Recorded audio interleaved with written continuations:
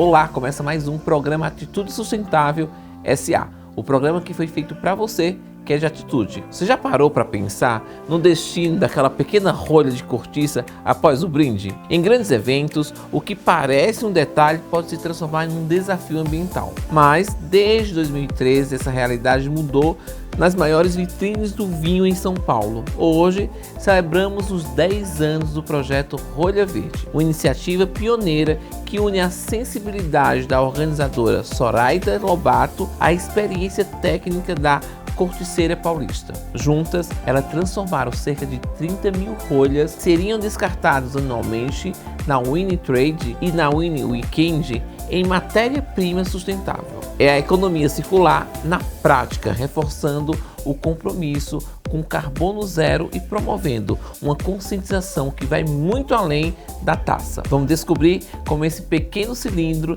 de cortiça se tornou um grande aliado no desenvolvimento sustentável no Brasil.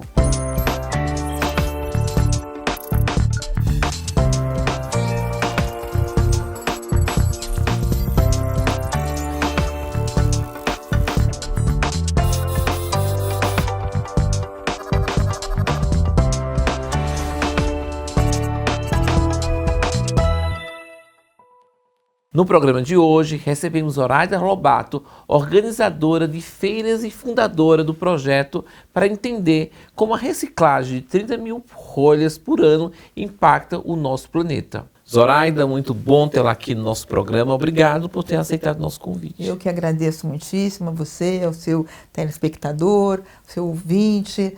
É um prazer estar aqui contigo, Clécio, hoje. Olha só, Zoraida, quando a gente viu sua pauta, a gente achou muito interessante esse projeto que chama-se Projeto Rolha Verde. E ele está completando 10 anos, na verdade. Conta pra gente o que é esse projeto. O projeto é o recolhimento das rolhas, das garrafas de vinho e das garrafas de destilados que utilizam a rolha para fazer uma reciclagem, com o objetivo de não deixar esse produto tão nobre, que é a cortiça, ir para o lixo e diminuir o impacto. Porque assim, o sobreiro que faz a cortiça, ele leva 9 anos para fazer a primeira capa de cortiça. Então o sobreiro é uma árvore. É uma árvore, né? uma árvore portuguesa. Que está em Portugal. Que está em Portugal, mas tem no Brasil. Tem no Brasil? Tem alguns produtores no Brasil também. Mas Portugal é assim, Portugal é a mãe desse, a maior plantação de sobreiros no mundo fica em Portugal, e eles têm essa cultura da cortiça, né? E a cortiça, ela é um produto muito nobre, porque ela é reciclável, ela pode ser usada para isolamento acústico, ela pode ser usada na indústria de calçados, na indústria automotiva, ela é resistente, ela é à prova de água, ela é à prova do tempo, tanto que um vinho, ela pode ficar fechado por uma cortiça por mais de 50 anos, né? Olha só. Então, sem que ela tenha que ela não deixa passar o ar para dentro da garrafa, que é isso que faz modificar e dar bactéria e estragar o vinho. A rolha, ela é uma proteção para o vinho, né? E para outras bebidas também. E nós sabemos que garrafa a gente sempre reciclou. Sim. Mas a rolha era um produto que a gente jogava fora. E acabava os eventos, você imagina, num evento como a Wine São Paulo Trade Fair, são abertas mais de 1.500 garrafas. Então, são 1.500 rolhas que iam para o lixo. E elas podem ter uma outra vida. Então, esse foi o objetivo do Rolha Verde, foi reciclar as rolhas que sobram dos eventos. E essa reciclagem, esse produto reciclado, ele pode virar que tipo de produto? De subproduto? Que na realidade não é nem um subproduto, né? Uma vez que você tritura a rolha, ele vira um tapete de cortiça, ele pode ser papel de parede, ele pode ser bolsa, sola de sapato, tem uma infinidade de usos para a cortiça. E ele só não pode, que aí é proibido pela Anvisa, voltar a ser uma outra rolha. Legal. E Zoraida, quando foi que você teve o estalo de dizer assim, olha, eu vou usar a rolha de cortiça para fazer um projeto social e ambiental também. Quando foi isso que você falou assim, não, olha, eu acho que eu tenho uma contribuição aqui bacana a fazer? Isso foi em 2012, a gente fazia o Wine Weekend, fazemos ainda o Wine Weekend. A Wine Weekend é um evento voltado para o consumidor final, então se na Wine São Paulo a gente abre 1.500 garrafas, na Wine Weekend se abre 4, 5 vezes mais do que isso. E quando terminou a feira, na cesta de lixos, eu vi uma infinidade de rolhas. E eu falei, gente, o que a gente faz com essas rolhas? Vai jogar fora? Dava dó, porque realmente é um produto. O que as pessoas fazem normalmente? Abre um vinho, pega a rolha, bota lá o ano que tomou aquele vinho e guarda. Acaba ficando na gaveta, enche de poeira, você nunca mais sabe daquilo. E eu resolvi buscar no mercado quem poderia me ajudar a transformar aquilo. Num primeiro momento, eu conheci o seu Norberto, que é o dono dessa empresa que eu te falei aqui em Jundiaí, em São Paulo. Eles são especialistas em rolhas e outros derivados e outros produtos na base da cortiça. E eu convenci a ele que eu poderia reunir as rolhas dos meus eventos, entregar para ele, para que ele fizesse um novo aproveitamento dessa matéria-prima.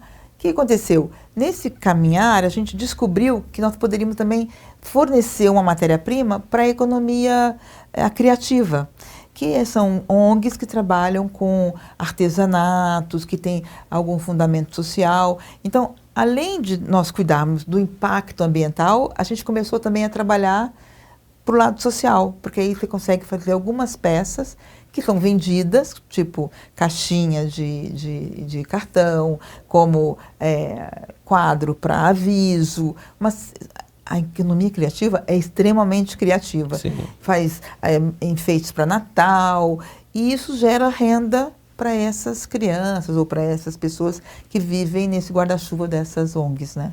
Muito bacana. E olha só, hoje, qual é a parceria que você tem com a Corticeira Paulista? Hoje, nesse momento, a gente tem uma parceria. O seu Norberto faleceu há uns anos atrás, a estrutura da corticeira teve um remanejamento, e hoje, quando eu tenho um estoque extra para reciclar, eu envio para eles, para que eles transformem nesse tapete de cortiça, com o objetivo único de tirar o lixo do meio ambiente. E aí está contribuindo para a diminuição do buraco de ozônio, aí, dos carbonos, né? Então, o nosso maior objetivo é transformar os nossos eventos em eventos neutros. Então, por isso que a gente recicla a rolha e também recicla os vidros, né? Você falou em 2 feiras, né? Que vocês participam. Isso. Qual a diferença entre uma e outra? Que nós organizamos. Principalmente no descarte, né, dessas rolhas. Nessas rolhas. Qual que é a diferença?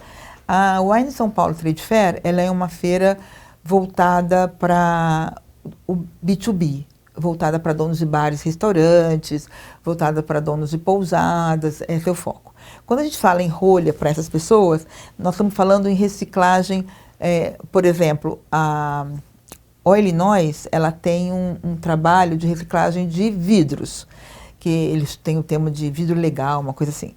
O que a gente ensina para essas pessoas, para esses estabelecimentos? Que eles podem reunir as rolhas, ao invés de eles jogarem fora, eles podem ceder para essas ONGs, para elas fazerem objetos a partir de rolha. Na Wine Weekend, que é para o consumidor final, a gente ensina que eles mesmos podem usar as próprias rolhas. Então, a gente mantém no Wine Weekend alguns workshops. Então, por exemplo, o cara vai lá, prova um vinho, gosta do vinho, ele aprende a fazer com a rolha coisas para Natal. O objetivo, no fundo, é tirar esse produto que não é lixo, do lixo, e transformar em alguma coisa de luxo. Essa é a ideia. Eu vi aqui, Zoraida, que vocês, durante o ano, recolhem mais de 30 mil rolhas nos eventos que vocês fazem, né? Isso.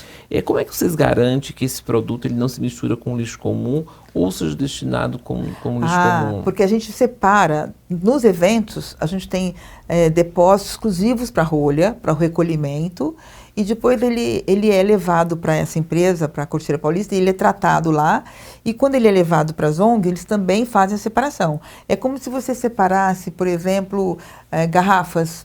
Você pega as garrafas, lava e depois você devolve para o meio ambiente em formato ou de destrói e vira vidro, ou você utiliza ela, porque a garrafa sim você pode usar para outras bebidas do mesmo jeito, né? Então, o recolhimento ele é muito cuidado, ele não é um recolhimento assim, junto aleatório. com o lixo. Não. Ele é separado, ele é selecionado antes, né? Lá na fonte. Tá. Dentro dos estandes, a gente coloca um pote assim, cada garrafa que é aberta, ali vai a rolha. E o expositor que faz esse recolhimento, ele tem benefícios. Qual é o benefício? Ele paga menos no estande no ano seguinte. Olha só, bacana. Entendeu? A gente retribui aquele que nos ajuda a manter o projeto. Muito bacana. Olha só, a gente estava falando sobre uma coisa que você falou que para mim é novidade, que é os eventos, eles precisam ser evento carbono zero. Isso. Né? Hoje, o que é que representa para os eventos de vinho o termo carbono zero? Isso é uma coisa obrigatória por lei, né? Todos os eventos hoje eles devem saber quanto eles estão impactando ao meio ambiente e dar uma contrapartida para o meio ambiente em função disso. Uma compensação. Então, eu não posso falar pelos outros eventos. Uhum. Para nós é muito importante, porque a gente tem uma filosofia interna que aí vai tanto para os eventos de vinho e destilados, como para outros eventos de outros setores que a gente faz, que todos nós temos aí uma responsabilidade para o meio ambiente. Afinal de contas, como você estava falando, é o nosso corpo maior. Sim. E é o único legado que a gente deixa depois que daqui a gente se vai, né? E eu espero deixar um legado para os meus filhos, para os meus netos, um mundo melhor. A gente levanta de manhã, se a gente vai conseguir, daí é outro passo, mas a ideia é levar um mundo melhor. E pequenas coisas, que o projeto Rolha Verde não é um grande projeto, né? Tem outros muito maiores, né? De plantação de árvore e tal, mas a ideia ele tem a sua magnitude porque ele ensina as pessoas a pensarem no meio ambiente. Então, um setor que é um setor ainda iniciante nisso, né? Quando você vai na indústria, por exemplo, você vai na indústria automotiva, as leis de poluição, as leis de combustão, as leis de veículo elétrico estão muito fortes, mas em eventos normais não são. Ô, Zoraida, e conta para mim, quando você iniciou esse projeto nas feiras, como foi que os expositores reagiram a esse projeto? Eles aderiram de imediato ou tiveram que passar por uma educação ambiental, uma conscientização ambiental? Vou contar para você que foi muito difícil. Foi, porque... Foi não. Está sendo. Porque, primeiro, nos restaurantes, quando você vai a um restaurante, que o garçom abre para você um vinho, ele te dá a rolha, certo? Sim. Às vezes ele não dá, ele guarda com ele. Por quê? Porque ele pega essa rolha e comprova para o vendedor daquele vinho que ele ofereceu o seu vinho na mesa. E aí tem uma relação comercial. E a gente não sabe para onde vai essa rolha, depois que é feita essa comprovação. Então, quebrar essa barreira foi muito difícil. Então, hoje, vários restaurantes recolhem as rolhas para o Rolha Verde. Mas outras a gente não consegue entrar por esse motivo. E dentro da feira, às vezes o expositor, ele na hora, ele fala, não, mas eu quero a rolha para fazer decoração. Ele não pensa coletivamente. Sim. Então, ele precisa participar 1, 2 vezes para ele automaticamente abrir a garrafa e colocar a rolha no recipiente que a gente vai recolher para fazer o Rolha Verde. Bacana, né? Eu acho que essa conscientização, ela tem que se iniciar, ainda que em pequenas doses, mas é necessária, porque o planeta, ele exige que a gente faça alguma coisa em todas as áreas. Em todas as áreas. Nós não temos mais chance. A verdade é, nós chegamos num momento no mundo que a gente não tem mais chance. Quem é contra essa questão do meio ambiente não está enxergando o que está acontecendo. É verdade.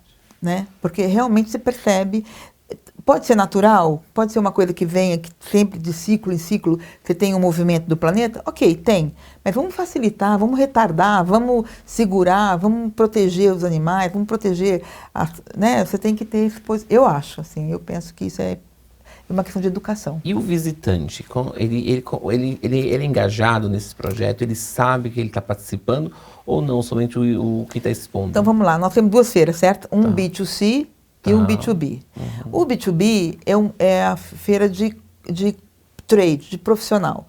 Então a rolha para ele faz parte do dia a dia dele de trabalho. Ele não pensa na rolha enquanto um produto que pode ser reciclado.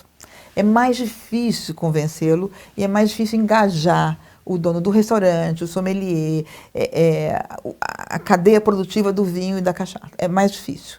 Entretanto, hoje em dia, depois, o Wine Week a gente tem 18 anos e o Rolha Verde tem 10 anos. Então, é mais fácil o engajamento do consumidor final do que o profissional. Porque o consumidor final, ele vê o vinho como um entretenimento, ele vê o vinho como um momento de prazer. Sim. Então, ele consegue olhar a rolha e saber que ela pode dar mais prazer se ele doar isso para um projeto social.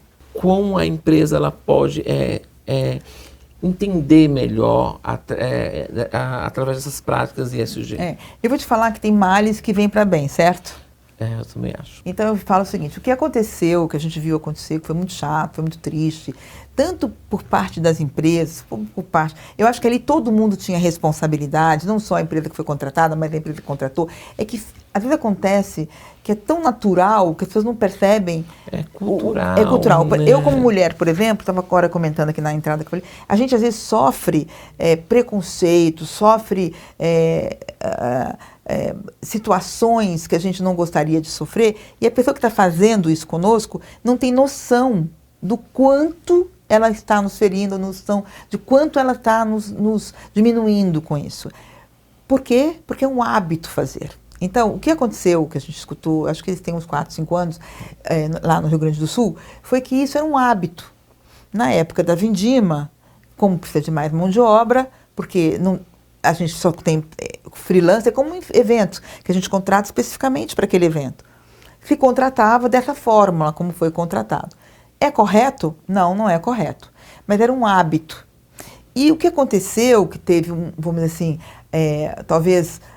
por parte das empresas, eu não sei muito, não tenho muito conhecimento, mas talvez tenha acontecido chamou a atenção da imprensa, aquilo virou uma notícia que deveria virar mesmo, não Sim. Estou achando nem um pouco errado, acho que fez certo, mas aquilo foi um divisor de águas. Porque hoje as empresas, as vinícolas, as destilarias, elas estão se preocupando muitíssimo com a contratação, em educação do funcionário, em educação das pessoas. Então, teve uma mudança de água para o vinho. Eu vejo hoje grandes vinícolas terem realmente projetos para o trabalhador, porque vinho é muito cooperativa, né? Então, para a cooperativa, para o pequeno produtor. Então, isso foi uma coisa horrível que aconteceu. Mas que serviu para alertar, para não ficar pior. Exatamente. Porque se não tivesse sido despertado, talvez até hoje nós estivéssemos nessa situação e talvez pior. Na Europa, por exemplo, eles fazem uma coisa que é assim, tem turista que vai para a Europa para colher uva.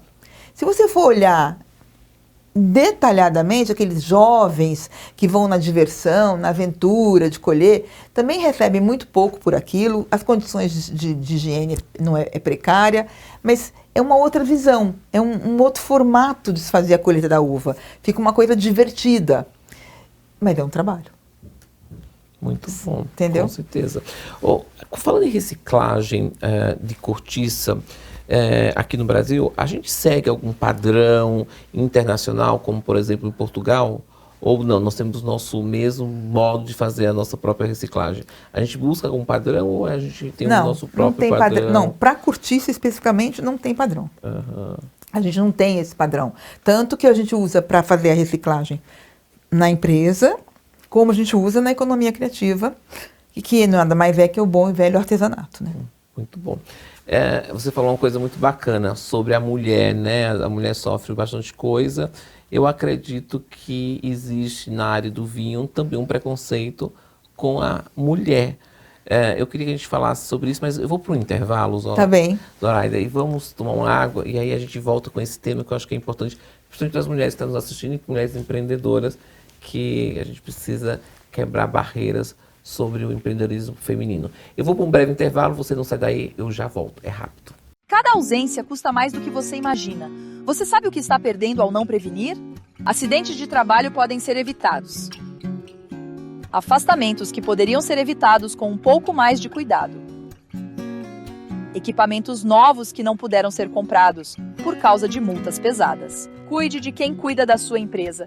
Conte com a E+Med Ocupacional para prevenir e proteger. Entre em contato agora e descubra como podemos ajudar sua empresa a prevenir essas perdas. Conheça a inspiradora trajetória de Cledson Bernardo, que saiu das ruas e se tornou uma referência nacional em liderança ESG.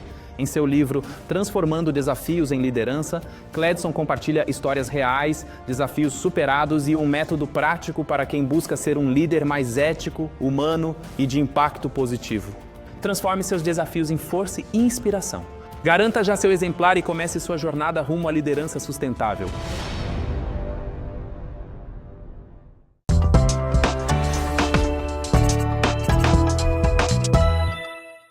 Estamos de volta com o programa Atitude Sustentável SA e hoje com a Zoraida Lobato para falarmos sobre um projeto muito bacana chamado Rolha Verde. Zoraida, quando a gente saiu do intervalo, a gente falou sobre a mulher, né? E eu gosto muito de falar sobre o empreendedorismo feminino. Eu acho muito importante e dar voz à mulher, principalmente em lugares que a mulher tenha voz, né? Porque esses dias eu fui numa empresa e o empresário falou assim: olha, Cledson, aqui eu tenho gays, mulheres, negros, são empresas diversas. Eu perguntei para ele quantos diretores ele tinha. Ele falou: olha, eu tenho 4 diretores. Eu falei: qual é a mulher, qual é o negro e qual é o gay declarado, lógico, né? Aí, nenhum. Não tinha nenhum. Claro que então, não. Só tinha homens. Então, não dá.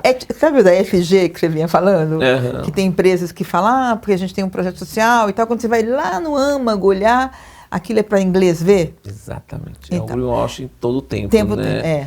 E aí eu te pergunto, na área do vinho, existe esse preconceito com a mulher também, ou a mulher já ganhou espaço nessa área? Você sabe que na antiguidade, a mulher que estava menstruada não podia fazer a pisa? A pisa é aquela pisada da uva, né? Que hoje em dia é mecanizado, mas há alguns anos atrás era na pisada. E que se a mulher tivesse menstruada, tinha um mito de que ela não podia pisar, porque ia estragar a uva. Então você pode imaginar que isso é um preconceito embutido dentro de uma fala bonita. Assim, sabe? Mas é um super preconceito. Porque a mulher, no momento da sua menstruação, ela não tem nada de estragado. Muito pelo contrário, é a partir dali que todos nós nascemos, não é verdade? Exatamente. Então, existe o preconceito. Eu acho que hoje você tem excelentes enólogas, donas de vinícolas, mulheres em posições de comando, em liderança, muitas. Eu trabalho no mundo do vinho há 30 anos. Então, 30 anos são 3 décadas. Se você olhar 30 anos atrás, você chegava numa vinícola, aí você tinha assim, assistente de enólogo, podia ser uma mulher, mas o enólogo principal Tem que ser um homem. era um homem. Teria que ser um homem. A recepcionista da vinícola era uma mulher, mas a diretora de marketing era um homem. Então, hoje, não. Hoje eu não tenho números para te dar, né, 60%, não tenho esse número. Mas hoje, por feeling, você encontra mulheres na enologia, donas de vinícolas, em posições de comando. Isso é muito bom. Mas ainda temos um grande preconceito. Porque enquanto, Cledson, que você vê uma matéria assim, mulheres no mundo fazem a diferença no mundo do vinho. Tem um preconceito, certo? Sim. Porque ela é uma profissional, Sim. não é gênero. Exatamente. Tá certo? Então, o certo seriam, hoje os enólogas fazem sucesso no mundo do vinho, ponto. É que nós vimos de uma cultura onde as pessoas relacionam gênero com competência. Exato. E não existe isso, né? Competência não tem nada a ver com gênero. Nada a ver com né? gênero, nada a ver com gênero. Isso é assim, você tem pessoas mais inteligentes, outras, todos somos inteligentes. Agora, cada um tem um destaque, cada um é bom naquilo. Por ter acesso. Eu falo isso sempre, Zoraida. Eu acho extremamente importante o poder público olhar para a educação de uma forma muito delicada e cuidadosa. Porque, veja bem, nós vivemos um país muito desigual. E eu estou falando de ESG, inclusive. Exato, exato. E aí você vê o seguinte, quando eu vim para São Paulo, eu não sou do Nordeste, eu sou do Nordeste. De onde você é do Nordeste? Eu sou de Pernambuco. E aí eu vim de uma cidade chamada Garanhuns, que eu não tive durante meu ensino médio a aula de química. Aí eu venho para São Paulo competir com as pessoas que estão em São Paulo. Que já tem aula de química desde a primeira série. Isso, e que tem aula de inglês, que tem aula não sei de quê. Eu estou falando da escola pública. É. Aí depois eu venho competindo com pessoas que veio da USP, com pessoas que veio do IBMEC, do Mackenzie e tudo mais. Onde eu estou na largada? Qual é a minha largada e a deles, entende? Então, fica muito difícil. E aí eu trago para os dias de hoje, é a mesma coisa. É a mesma coisa. Quem tem condição de ter um acesso a uma educação de qualidade, a largada é diferente. É diferente, né? Outro dia eu estava falando uma situação que a gente vê muita criança na rua, né? O que é uma coisa que me dói o coração sempre. A vontade de pegar, pôr no carro e levar embora para casa, né? Mas não é possível. E eu fico imaginando o que você pode esperar de uma pessoa que tem essa oportunidade. Nada. Ela não pode ser uma pessoa generosa, ela não pode ser uma pessoa amável, porque ela não tem nada. Então ela precisa ter alguma coisa para que ela possa dar uma largada de igual para igual. Então você não pode esperar que um ser humano tenha as mesmas atitudes de outro, se as oportunidades foram diferentes. Sim. E eu acho que as pessoas que têm maior privilégio, que daí eu me incluo nisso, porque tive boas escolas, tive oportunidade de estudar, oportunidade de visitar outros países, tenho experiência, eu me vejo na obrigação de criar projetos como o Rolha Verde para tentar minimizar, para mitigar os problemas que a gente tem, porque todos não dá para resolver, mas algum, né? Aquela coisa, se salvar uma criança, minha filha é professora na prefeitura, e ela estava falando a dificuldade que é ser professora na capital, em São Paulo, que, vamos dizer assim, é o carro-chefe do Brasil. Você fica imaginando no interior como é que é, pior ainda. E ela me disse que é muito difícil. E eu falei, mas se você salva uma criança, está valendo. Sim. Não precisa salvar todas, a classe inteira. Uma que você estraga já está valendo. Ô Zoraida, olha só, nossa entrevista está chegando ao final. Foi muito bem bom bater um papo com você. Eu que agradeço. Parabéns por esse projeto. Mas, antes de terminar, eu queria que você, para a gente fechar, né? Qual é o seu maior sonho ou próxima meta para o projeto Rolha Verde? Então, o projeto Rolha Verde, a gente tem vamos dizer assim, uma estratégia para ele. Nós gostaríamos de ter o projeto Rolha Verde em todos os restaurantes de Baravan. Isso é difícil, mas nós estamos buscando isso. Isso seria o ideal. Porque quando ele chegar mais perto do consumidor final, mais pessoas vão aderir. E o problema é ter tempo, ter condições financeiras para que ele vá para um outro nível, vamos dizer assim. Mas nós estamos trabalhando para isso. Isso é um sonho. Sonhos a gente tenta realizar, né, na medida do possível. É isso aí. Olha, muito bacana, muito bonito o seu projeto, parabéns, venha mais vezes aqui no programa. Eu te agradeço, obrigado pela oportunidade, agradeço quem está nos ouvindo e espero que tenha contribuído para alguma coisa. A próxima garrafa de vinho, guarde o rolho e leve no Wine Weekend. Mas é isso. Obrigado, Obrigada Zoraida. a você. É inspirador ver como um pequeno objeto, como uma rolha, pode carregar um propósito tão grande de sustentabilidade. Parabéns pelos 10 anos de projeto, Zoraida. E o nosso programa vai ficando por aqui. Espero que tenha gostado. Tem dúvidas ou sugestões de pauta? Entre em contato com a nossa equipe através do e-mail produção@atitudesustentavelse.com.br ou através do nosso WhatsApp 11 94500 9898 e nos siga nas redes sociais. Eu, Cledson Bernardo, vou ficando por aqui, mas te espero no próximo programa. Tchau!